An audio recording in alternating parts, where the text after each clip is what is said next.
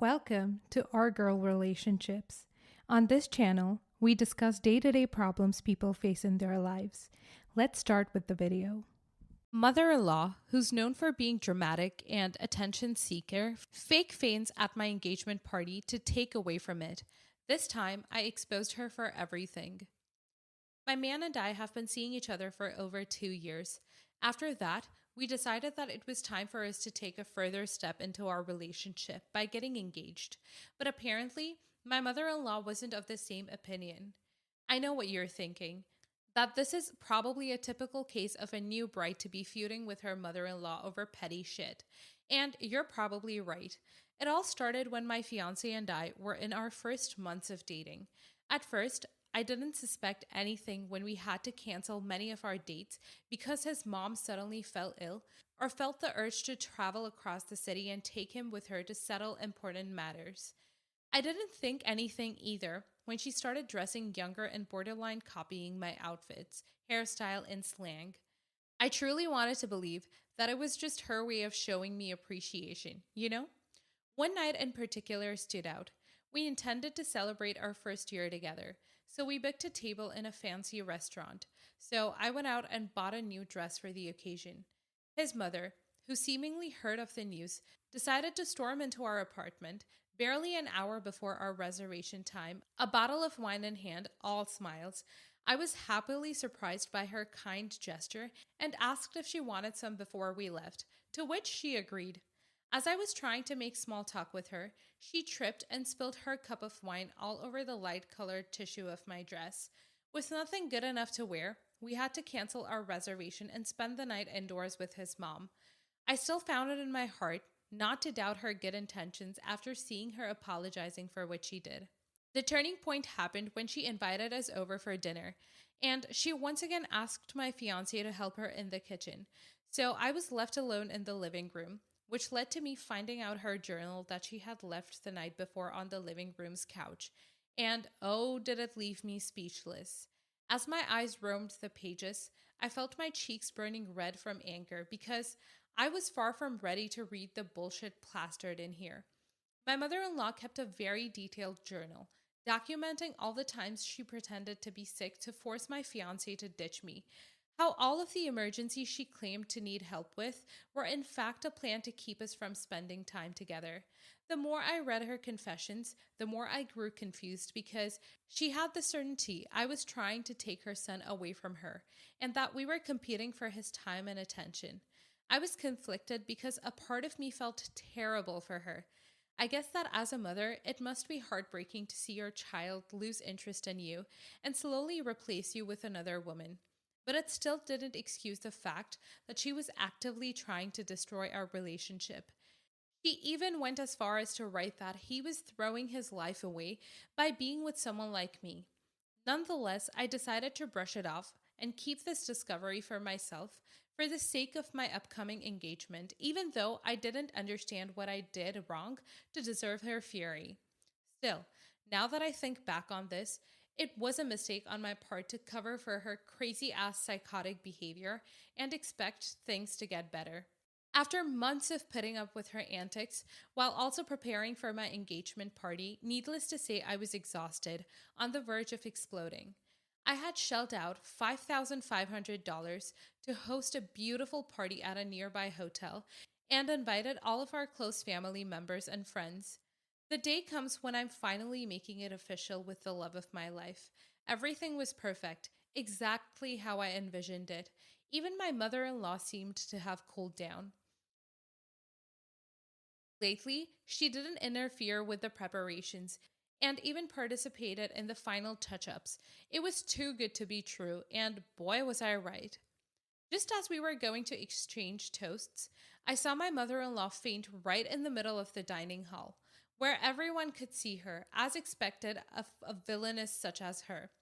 Of course, the party turns into a disaster since my fiancé, who's highly attached to his mother, decides to abruptly put a stop to the festivities and take her back home, leaving me behind like disposable goods. But this time, I decided to fight back. I wasn't going to let her get away with ruining my special day.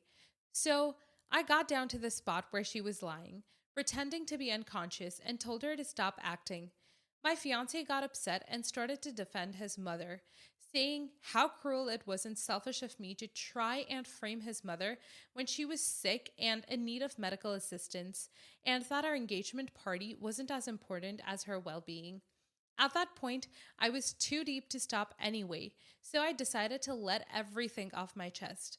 I told her that I had found her journal and told everyone aloud what kind of content I had seen in it and how she admitted that she'd ruin our dates by making silly scenarios.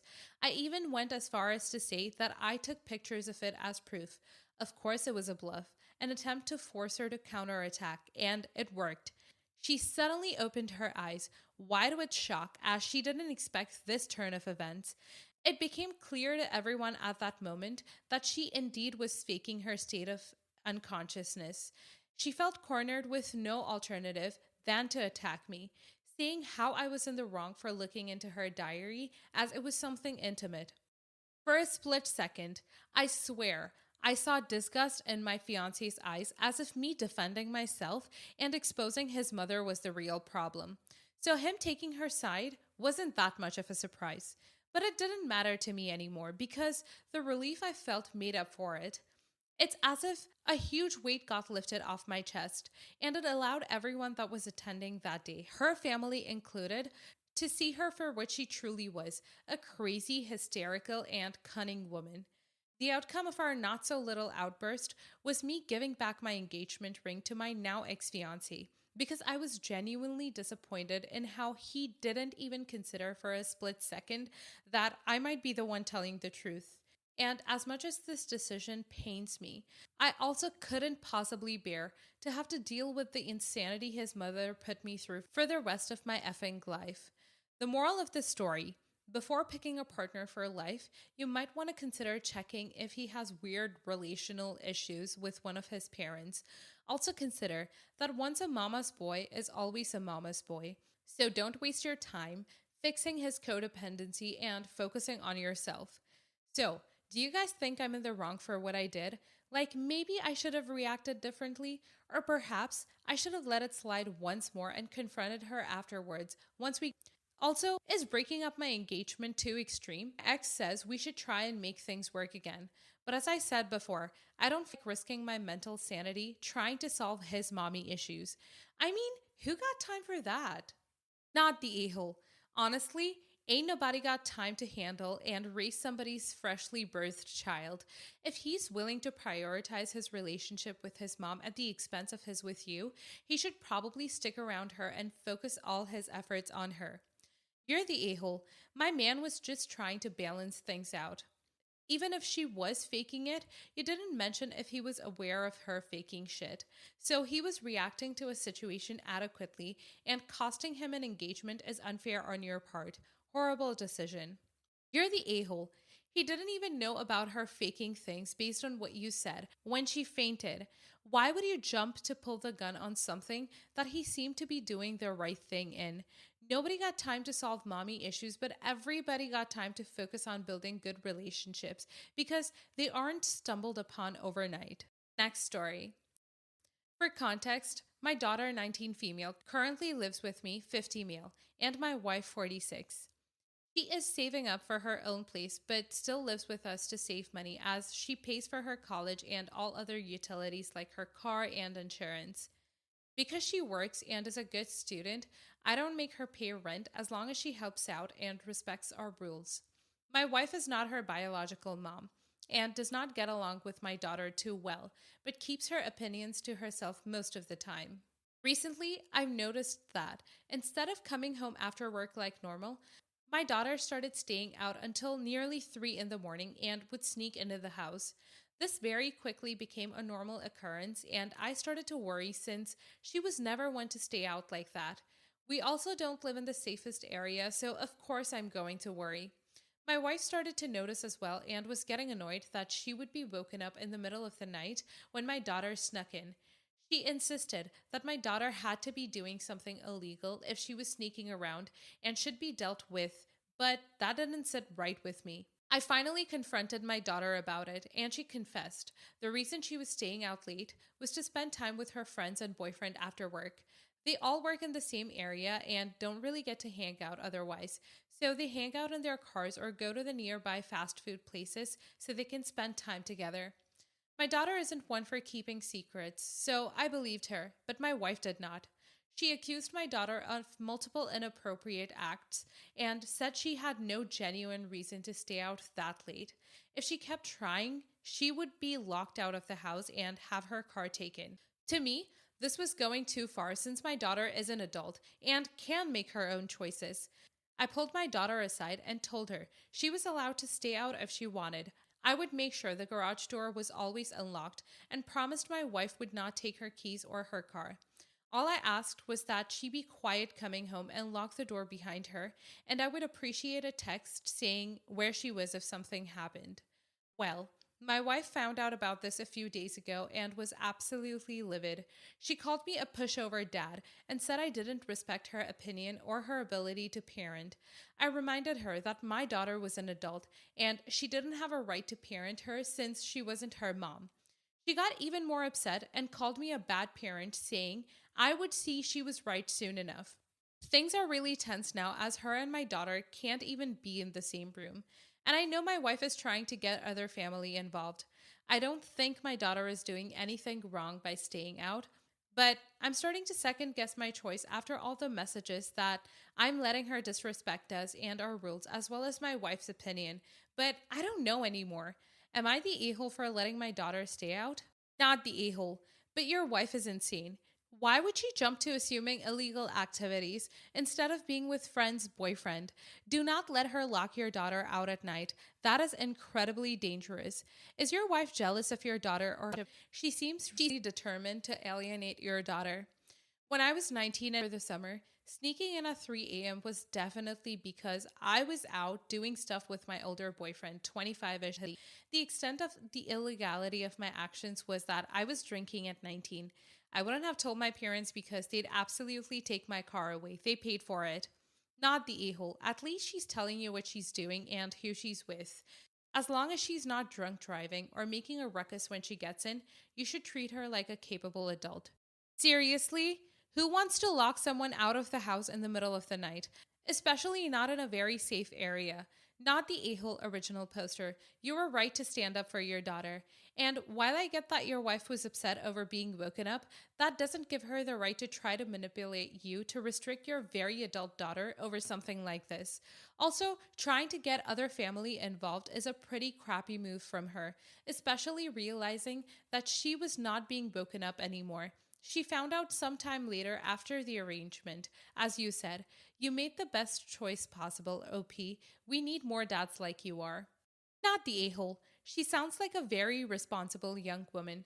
I did the same with my friends at that age. You're being a great parent. She is 19. She deserves the space to grow and learn how to make her own choices and the real life consequences to them. Your wife sounds like she just wants to exert control, which is a guaranteed way to ruin your relationship. I would explain that to your wife and make it clear that you have no intention of alienating your daughter for no good reason. Next story. My 32 female, husband 33 male, and I are in the process of adopting. We decided to look into adopting toddlers, young children, not infants. We're in the process of adopting G, 4 female. We had an instant connection and she is wonderful. The agency reached out saying her birth mother is pregnant again and asked the agency if G's new parents would be interested in taking her new baby. After a lot of discussion, we decided to do it. We've always wanted 2 or 3 children. We met the bio mom, 19 female, and things have been going well.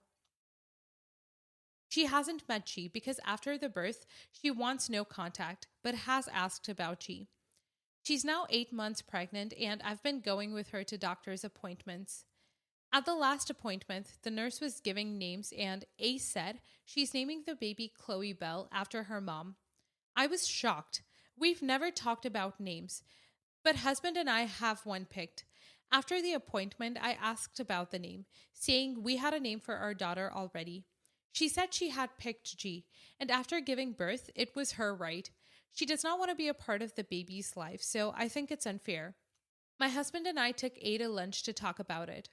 She said she didn't realize her daughter's parents were so unreasonable and rude. We have not reached an agreement, but with the closed adoption and her signing away her rights legally, we're the ones choosing the name. Sister-in-law thinks we should appease A. Most families are on our side. I've decided to stick with the name we picked. So, am I the a-hole for picking my daughter's name? Edit 1. A lot of mixed replies, but I did read them all. We have decided to not bring it up again. We will change the name once the adoption officially goes through. Edit 2. For those asking, G was given up for adoption at birth, and A has not seen her since. The adoption has gone through already, and she is our daughter. That all started a while ago.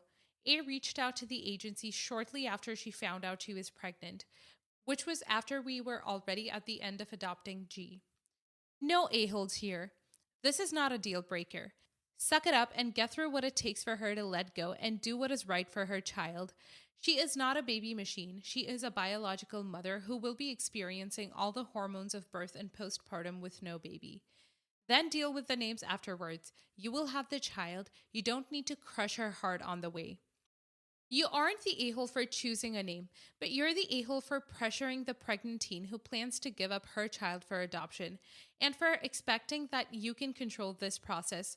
There are many reasons why someone might want to choose a name for the child they're carrying, even if the child will only have that name for a very short time. Legally, until A signs the papers, she is the baby's parent, empowered to make all legal decisions for the baby, including what name goes on the original birth certificate.